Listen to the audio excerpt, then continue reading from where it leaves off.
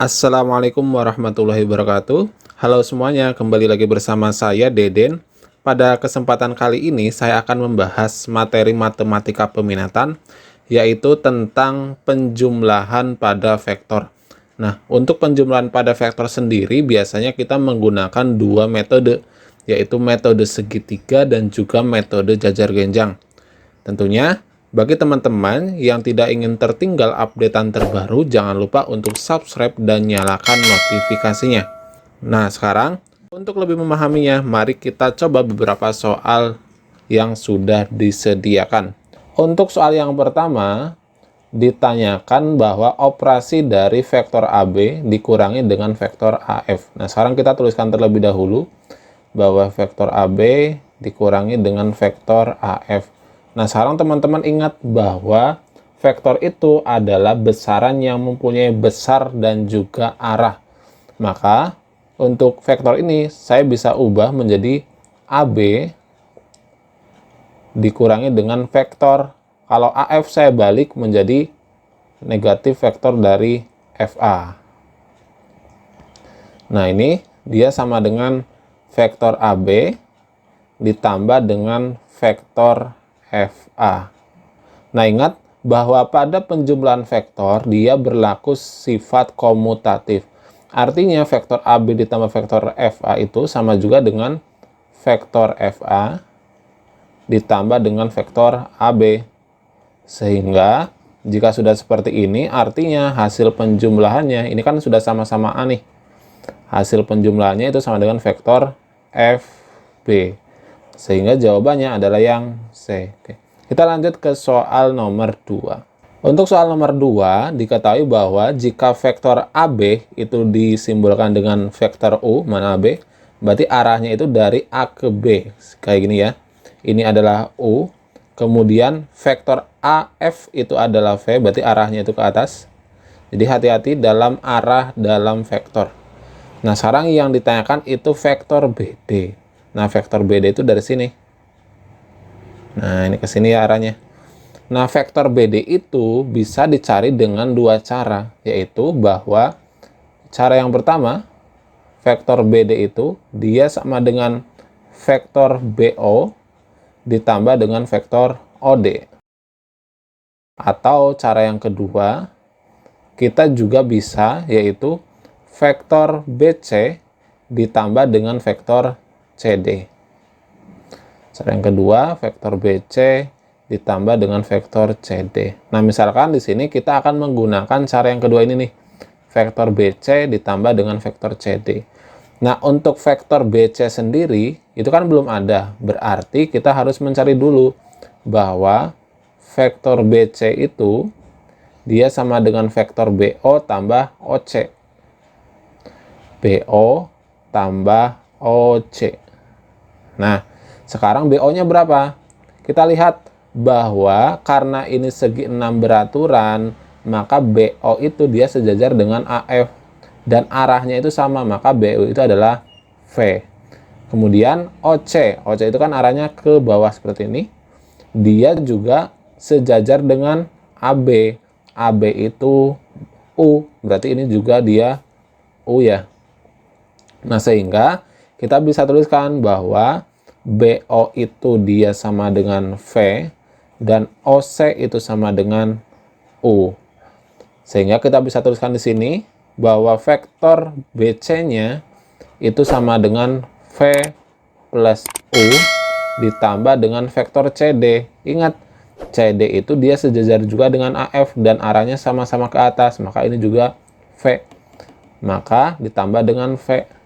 Sehingga kita peroleh hasilnya yaitu U plus 2V. Sehingga jawabannya itu adalah yang B. Kita lanjut ke soal berikutnya. Untuk soal nomor 3, diketahui bahwa vektor PA itu adalah A. Jadi arahnya ke A ya. Ini A. Kemudian vektor CD itu adalah B. Ini adalah B.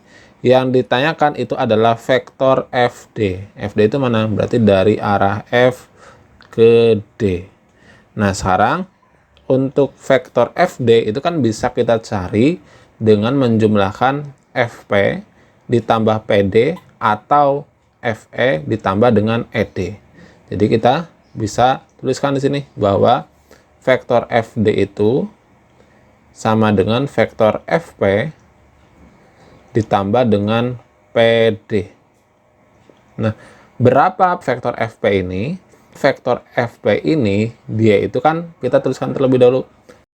Vektor FP itu dia sama dengan vektor FA ditambah dengan AP. Ya, jadi kita tuliskan di sini FA ditambah dengan vektor AP. Nah, sekarang FA sendiri dia itu kan sejajar dengan CD nih. Tapi dia arahnya berkebalikan, berarti ini negatif. Kemudian AP dia arahnya berkebalikan dengan PA, berarti dia negatif A. Sehingga FP itu dia sama dengan min B min A. Nah, kita sudah ketahui ini. Nah, kemudian kita akan mencari juga vektor apa? PD.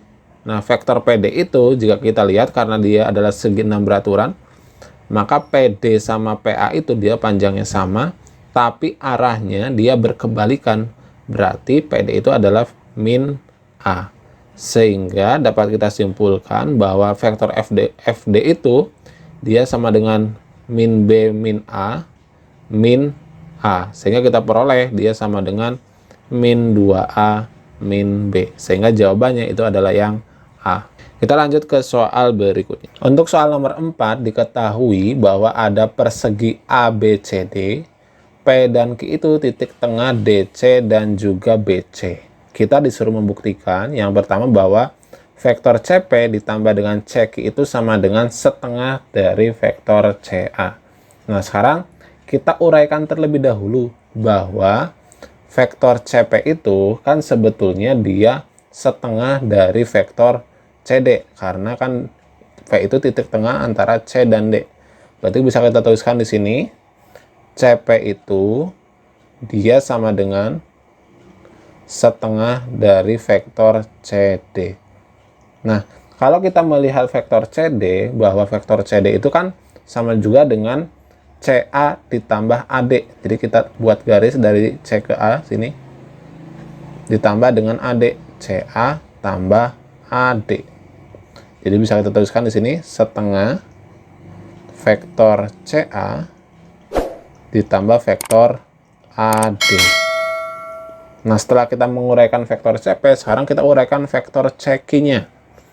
Di mana vektor CQ itu dia kan setengah dari vektor CB.